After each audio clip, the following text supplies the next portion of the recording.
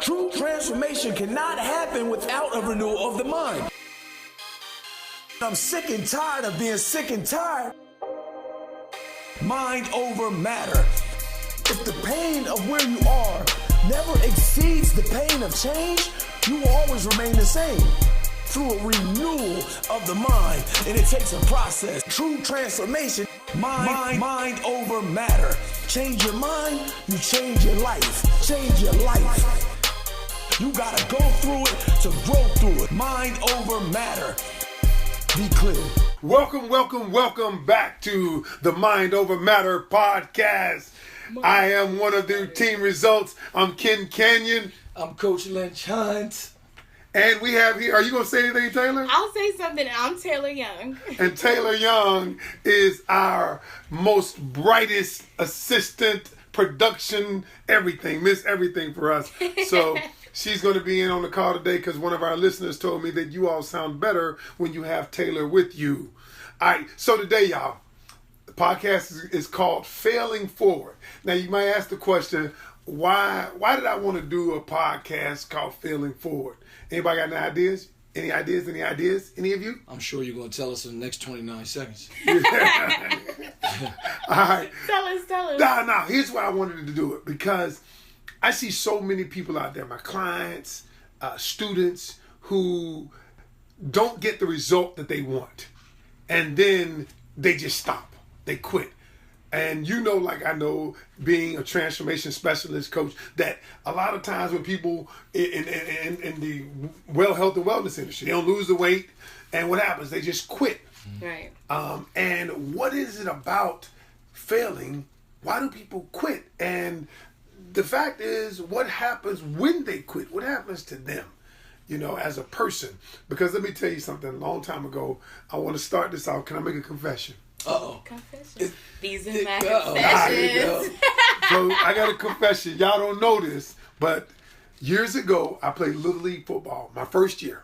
All right, so Joel Davis was my best friend in elementary school, and Joel Davis played for the rec center. But you know, I was just like a neighborhood hero, and I played in the neighborhood and tackled football in the neighborhood. I was good. So, but I played quarterback. I was a little fat dude, but I played quarterback. I was good at it, right? I thought I was. So Joel said, why don't you come play for the rec league? And I said, all right, cool. So I got my dad. I went to my mom first. She wouldn't let me. She was scared. And then I asked my dad, I said, Dad, can I play Little League football? And my dad convinced my mom to let me play. So I went out there. I was playing for the Saints. And the first day I told the coach asked me, what position do you play? And I was a little fat kid, but I was kind of quick, right? So I was like, I play quarterback. And he laughed. I'll never forget it. He laughed, right? So he laughed. And I was like, nah. And I pouted the whole day. He said, you get on the line. I said, I pouted the whole day. So by the end of the day, I just saw that I kept pouting. So I guess he was a wise coach. He says, okay, here's what I want you to do. He says, you play, because I told him I play receiver and quarterback. So he says, let's try you at receiver. He said, I'll make you a deal. If you catch 3 passes in a row, you be the receiver. Okay. You can go to receiver. Yeah. So I guess he's a little wiser. I didn't hear this. So he threw the first pass. I missed it, right? I missed it. Right. It's over. Hold on. I was like, oh man, I could have got it. Then he said, run the route, go out, turn around. So I went out, ran out, turned around, threw the second pass, and I missed it again. So now, did he tell you the mystery in I know. But in the hood, when I was in the hood, the pass was like I caught them all. Yeah. So long story short, here's what happened. So I was pouting the whole day. At the end he put me back on the line. So because he made a deal, and I lost. So at the end of the day, I never forget it. We had to run up this long hill for conditioning. And I was the last person. Everybody was running up this hill, and it was hurting so bad. I remember the last one, I couldn't make it. The coaches, it was getting dark. And the coaches waited for me. And so they said, we'll see you tomorrow. So I got into the car, and I told my dad. My dad said, what time is practice tomorrow? Right. And I said, I don't know. He said, what time was it today? I said, 6 o'clock. He said, 6 o'clock tomorrow. I said, but I'm not coming back. I said, I quit. What? I quit. Just like that. So my dad looked at me, And he said this, I'll never forget it. And it has been with me the rest of my life. And that's probably why I'm doing this today. He said, son, he said, I don't care what you do tomorrow, but you're not quitting. He said, you'll be here at 6 o'clock just like you were today. He said, because if you start quitting now, he said, you'll be quitting stuff the rest of your life. You don't see it now because you're young. He said, but I promise you, you'll be quitting stuff the rest of your life. And that's why now, it's not easy for me to quit anything. Some stuff I need to quit. Some people I need to quit. You know what I mean? But I'm loyal to it. I stay to the end. Yeah.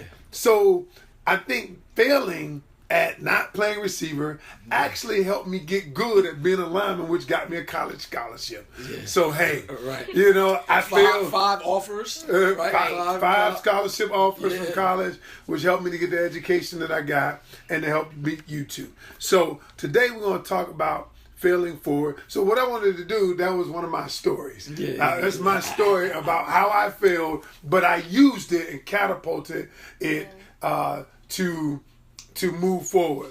So Ken, let's give the people, because we want to give them 3 points to take away from this podcast. Right. And let's say out of your story right there, let's say that failure is a choice. Let's say that. Let's say that failure is a choice. Okay. Because you only fail when you give up. All right. So you did talk about what happened with you not being a receiver, right? Right. But your father honed in on this point right here. Right, he did. So what he did was ingrained in your head that failure is a choice, and son, what you're not going to do is quit. Right. So he didn't allow you to make the choice to fail, because you only fail when you give up. When you give up. Right. So he didn't allow you to give up. And since that day moving forward, you've never given up at anything. It's hard to give up, and sometimes I want to give up. And to your point, that's a great point. Failure is a choice. So I want people to understand this, and you guys can attest to this. We fail as adults, right? And we won't get back up. But how many times do our kids fall down? Do we tell them, nope, stay right there? Right. You stay right there. You tried 100 times and you're done. You're going to crawl the rest of your life.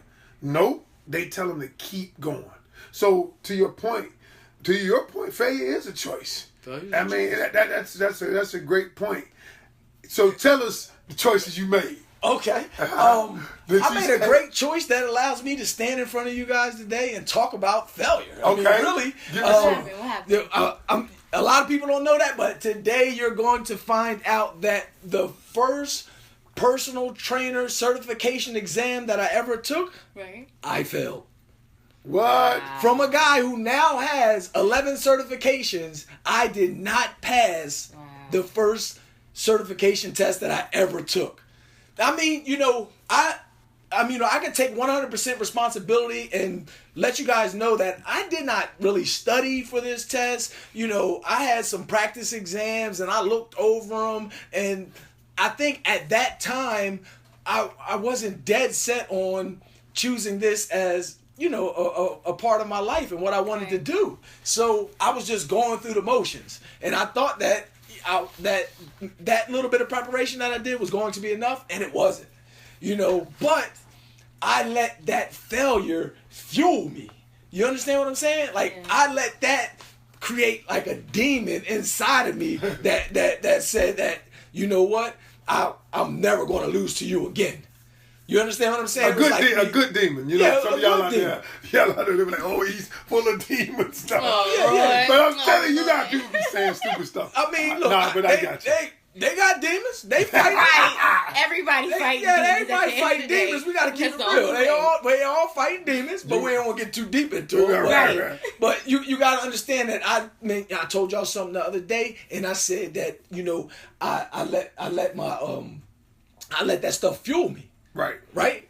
And what I did was I said, you know what? I'm going to get A's on the next test. I'm telling you, I aced every single test that I took after that. And it was like, there was my foundation now. I was like, okay. And then another thing that I want to tell you, that was one of the first things that I ever fully completed in my life. Wow. So the first time that when it defeated me, I was like, all right, you know what? This is not going to happen again. I'm going to do this again, and I'm going to make it happen. And when I made it happen, I got this sense of confidence and strength and empowerment. And then I was like, yo, you know what? Oh, yeah, I like feeling like this. Let's go for another one. You know, and it was some good stuff, man. It was some real good stuff. Wow. So I used that to basically now, you know, if I never kept going, then I wouldn't be like this world-class transformational specialist that I am today. Right. Here changing lives. But the key point here is it's a choice. You know, it's funny that if you think about it, I don't want to get too deep on this, Taylor, and I'm gonna get to you. But God gave us the power of choice, and it's so powerful. The power of choice is so powerful. Think about it. It's something that He didn't even give His angels. They don't have a choice but to praise Him. They don't have a choice but to do what He says. God loved us so much that He says, you know what? I'm going to give you the power to choose light or death. I'm going to give you the child to choose empowerment or desperation. I'm going to give you the power to choose excitement or depression. So we have the power to choose. So that's powerful. That's good. That's good. And you know what? Oh, tell her before you start. That's good because, see, yours had two, and then mine has two too. So the first one was that fear is not fear. Fear is a choice. Failure is a choice. Yeah, failure is a choice. And then we can even go from mine being failure is a choice because I could have stopped then, and then failure is not final. Failure is not final. Failure is not final because that first failure, if I didn't choose, right, to keep going. That's point two. Yeah, that's point two. That's why we had to give him that. All right, so before Teller go. But go ahead. The first one, failure is a choice. Yep. Second one, failure is not final. All right, Taylor. Give the people what they want. Give them what they want. I'll give them what they want. Okay, so failure is not final. So I guess my failure story when I first came to college. Shout out to North Carolina A&T. When I first came to college, you know, you're a freshman, you're 18. First little experience outside of the house, not having to call home as often for anything. You got all your needs at the beginning of the year. I'm talking about the beginning of the year. I'm not talking about the middle or like midterms, none of that. I'm talking about the beginning of the year, right when your parents drop you off. You got everything, all your snacks, everything. You're good. Everything. You're perfect. So, you know, flying high, partying, going to class, making some classes, not making some classes. But then, I'm a first generation college student, y'all. Okay. So really, like oh my God, my parents couldn't go to college. Yeah, my parents couldn't go to college. Your mom. I met your mom. Yeah. You would never know that though. I thought your mom was straight up college educated. Oh yeah, she is so blessed. Yes, she works in an office full of college graduates, and she sounds just like them. She's sitting right up there with them. That's blessed. But so school's always been easy for me. As soon as I came to college, I noticed, okay, a couple of classes are easy. That's cool. Math. Okay, I took this in 11th grade. I got this. So I'm literally flying high by doing everything but school because I could. Then one class hit me. It was this African American history class. And it was like from, I want to say, right until Reconstruction. Stop right at Reconstruction. But this teacher was so powerful, y'all. Her lectures were so good. I've never experienced a lecture like that before. So what I did was I paid so much attention to her lectures, I didn't even bother to really realize where her stuff was coming from for her test. Right. So I just paid attention in class and thought that was fine and dandy. Oh no. Come to find out, here comes test one. Test one's on the table. I'm looking at test one and I'm like, yo, what's going on? Ain't nothing I studied. Ain't not one lecture note that I done written down or anything. Because what she did was she taught you everything that's not in the book, but it was your responsibility to go home and read the book. Wow. And I was like, oh my gosh, I've never had to do that. In high school, they always read it and then they reread it to you in class. That was their lecture. But now she's actually teaching you other things. So then I had to actually go back and teach myself how to actually study and retain information. But if I wouldn't have actually failed that first test, y'all, like, I feel it so bad. Like, my mama called me as soon as she got the little email saying that I was your mom got an email that you failed? Yeah, because think about it, in college you only have like 4 tests for one class, and that's your whole grade. But wait a minute, back up. No. How your mom get the email? Because midterms, they always send the little email saying when you're almost on academic probation, when they see your grade and where it's supposed to be. Oh, yeah. The school is a snitch. Oh, yeah. My mama sure did call me like, Taylor, what's going on? What is this? And I'm like, Mom, I'm working on it. It's only won 1 test so far. Well, I wish that they had emails when I was in school.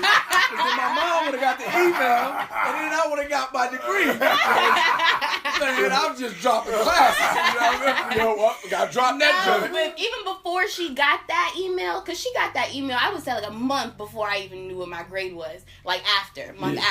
So I already knew in my head after that test, I already knew in my head I had to make a decision, like you said earlier, that I got to do better. That's right. Because I know I'm down here in North Carolina. I'm from Northern Virginia, y'all. That's a good 5.5 hours away from Greensboro. Good 5.5 hours. Yeah. If my mama had to drive all the way down here to pick me up from my dorm because my grade slipped, and then we paid for it. Like, my parents, they pulled money out their retirement for me to go to school. Money out their retirement for my first year. She'd have whooped you all the way across the campus. It would have been no end to my tomorrow. That would have been done. Think about sitting on that sore behind for 5.5 hours back to Northern Virginia. Ow! I would have got straight A's after that too. After packing all my stuff and reloading it back in the car. Oh, that would have been the second butt whooping after exactly. That. Like, what? Oh, exactly. Man. So I knew I needed to make a decision because I made that decision with that one class. Every time I've reached another situation, another class where I knew I was failing, I knew I had to redeem myself because I knew, okay, if I don't do this, then I'm not going to be able to get this accomplishment for me to graduate. Wow. And graduating was the entire purpose for me going to school. That's the only reason why I'm here, realistically.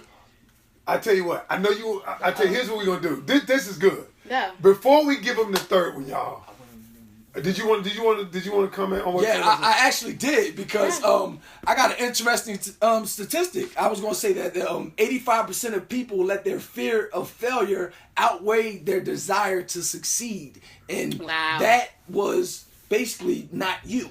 85%. 85% of they let their fear of failure, outweigh their desire to succeed. And what she just said was that, I had to make this happen. Yeah. Let me ask y'all a question. Why do y'all think that is? Because do you think that people associate more pain with, we do know that people are motivated either towards pleasure or away from pain. Yeah. They associate more pain with not succeeding, or not succeeding if I try, or failing, as opposed to not succeeding. You know what I'm saying? Because see, for me, not succeeding has more pain attached to it than not trying. Right? Because some people don't try, and I guess they figure that I can't fail if I don't try. Right. So they won't even know that feeling. And that is like, I think the total opposite. I do too. I think the total opposite. I do too. Like, go ahead. No. I was just wondering because. The reason I was wondering because I was thinking why so many people actually do it, and I was thinking to myself, people really are so they create scenarios, fearful scenarios. Someone once said, I can't give credit to who the author is, that fear is false evidence appearing real. Yes. Yeah. And they already think, oh man, when I fail, here's what's going to happen. They're going to ostracize me. People are going to laugh at me.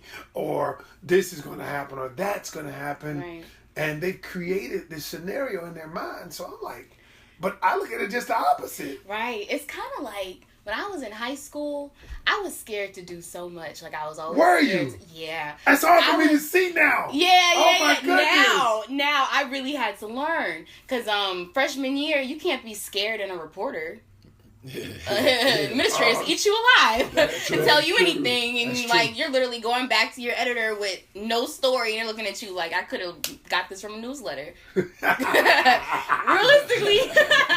So when I was in high school, I was scared the whole time. So when I got to college, I was like, all right, well, first of all, I'm already scared that I'm here. So what more do I have to lose? Right. Wow. You know, like, I can't just sit here scared the entire time.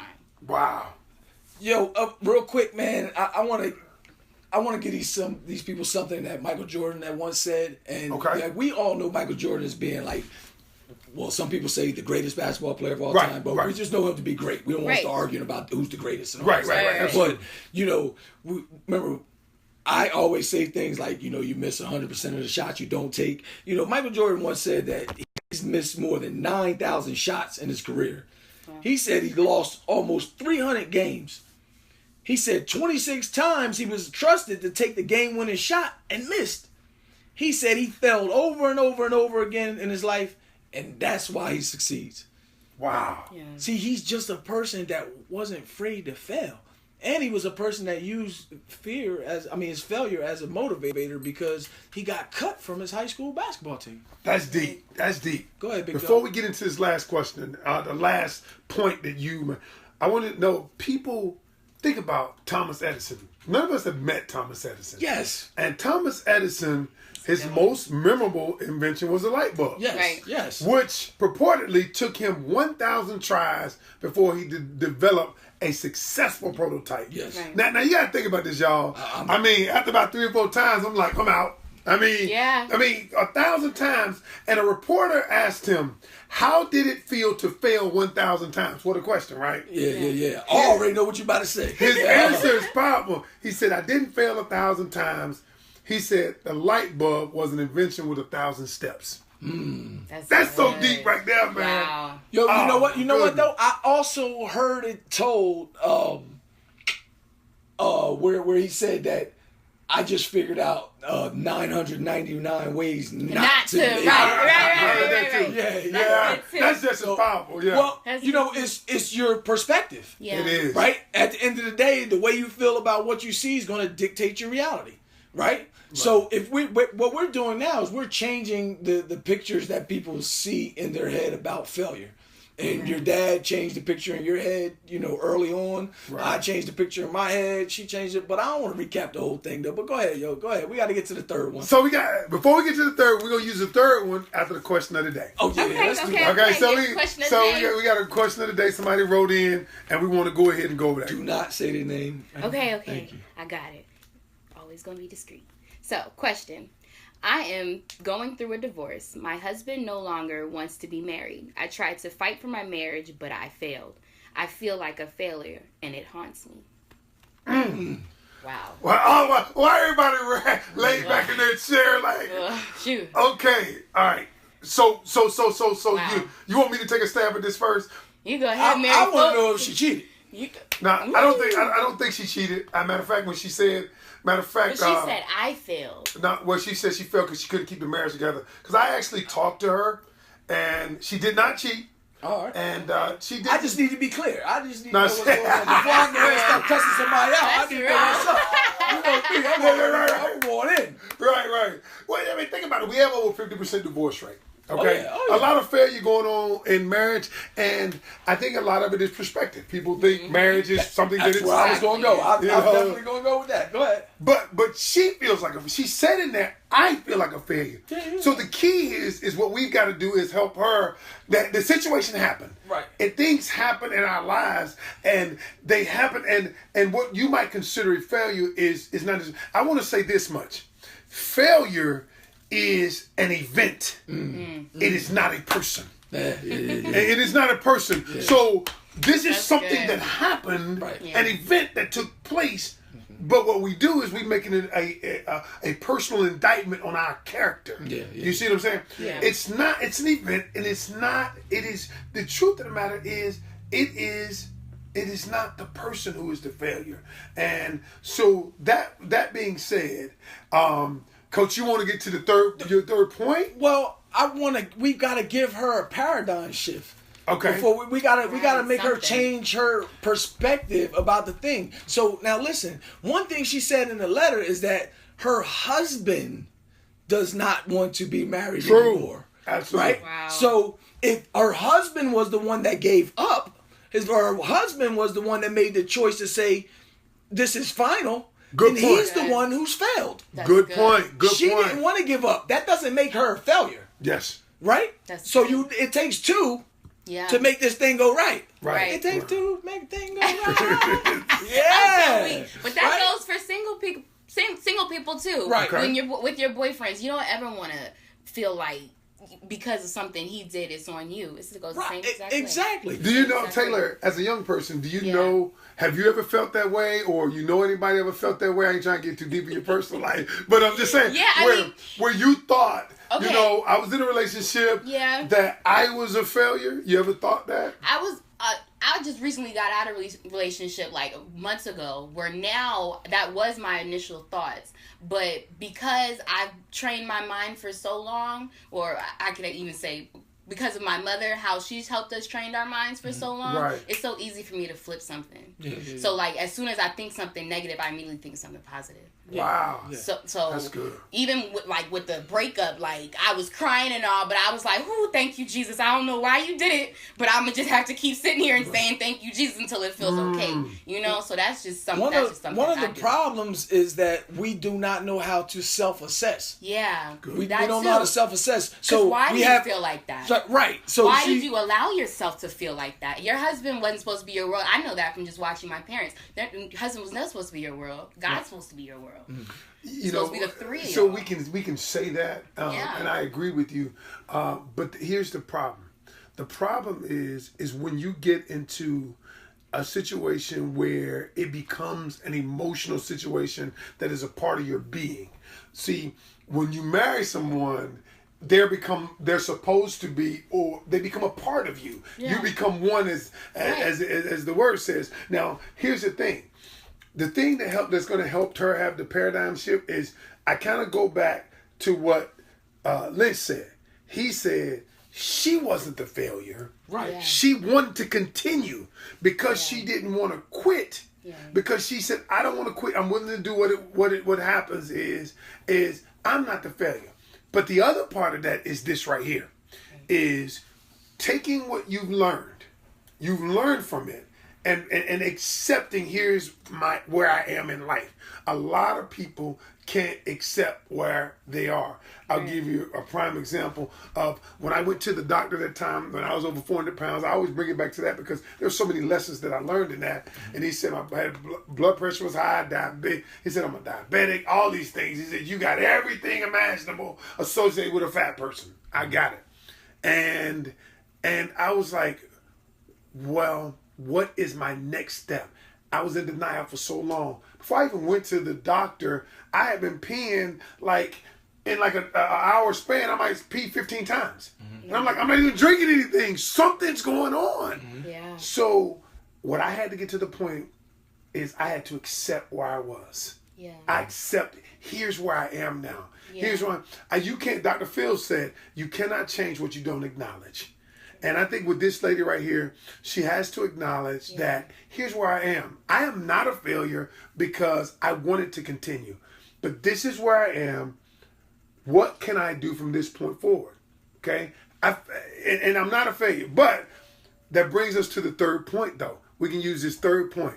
The third point is Failure is the best teacher. failure is the best That's good. teacher. Failure is the That's good. best teacher. Is the best teacher. What can I learn from this? That when I do it again, That's it. Yep. Yeah. when I do it Yeah. again, Yeah. I won't make the same mistakes Again. Right. next time. Or I'm not quite as vulnerable. Right. You understand what I'm saying? Like, Yep. she ain't gonna be as, if she don't Yep. learn from it, she'll be vulnerable again for her next relationship or next marriage if she don't learn from it. Or she may see signs. There may have been signs Oh, that Exactly. sound- You'll yeah. see him even clearer now, or even looking back at the relationship, you'll be like, "Oh my God, there was a sign right there. Right. right. I chose not to acknowledge that." I done did that a million times. Have Yeah, you I ever been in a do too. situation Me where too. you see something clearly? Well, it's before you clearly, but you don't see it Right. because you don't choose to see Yep, it. Right. exactly. You know, you don't. They actually call that in science a blind spot. Blind spot. Yeah, they actually. I Makes just sense. just talking about blind spot. If she doesn't do the self-assessment the right way. Right. Because she's still blaming herself. Okay? That's good. So she That's can't. good. She'll never see any signs that came up with him doing something wrong because she's still blaming herself. Yeah. She's still looking at. She ain't even looking at him as Right. being the one that caused the breakup. Right. So until she turned the paradigm shift and say, okay, this is what I did, all right, and this is what he did and did not do, then she can't get out of the clear. Right. She gonna be stuck. So failure ain't gonna be her best teacher if she don't look at it. But all I know is like the stuff that the mistakes that I made, like that's the stuff that makes me an expert. Yeah. You understand what I'm saying? That's the stuff that makes me an expert because like the things I failed at, I learned from. Right. That's good. Like, Steve Harvey wrote a best-selling book. What about what is it? Think Like a Man. Yeah, Think Like a Man. I mean, he's divorced, but I guess for what he learned from what he did do right made him an expert. So I guess you can learn just as much from what you do right, and what you don't do right. Right. Because And that's it's great. also it's just what he's teaching his daughters. That's really what the book is for.